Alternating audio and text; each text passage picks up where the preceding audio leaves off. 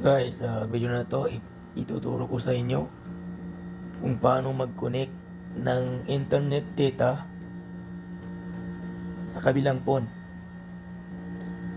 Itong gamit natin itong mobile, ito ang may internet.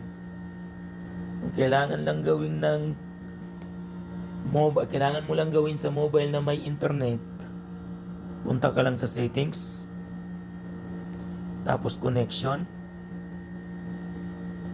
tapos mobile hotspot and tethering, i-click nyo yan.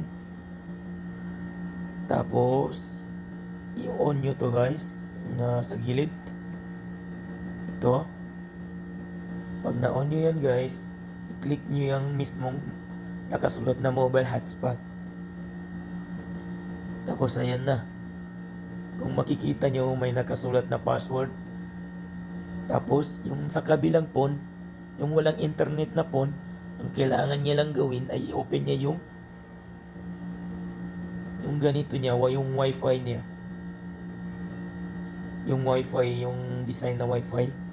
Tapos i-enter lang niya itong password na to guys. Tapos yun na. Sana nakatulong nitong video na to sa inyo mga guys. And don't forget to like and share and comment. And subscribe ka na rin para makatulong sa ating munting YouTube channel. Maraming salamat.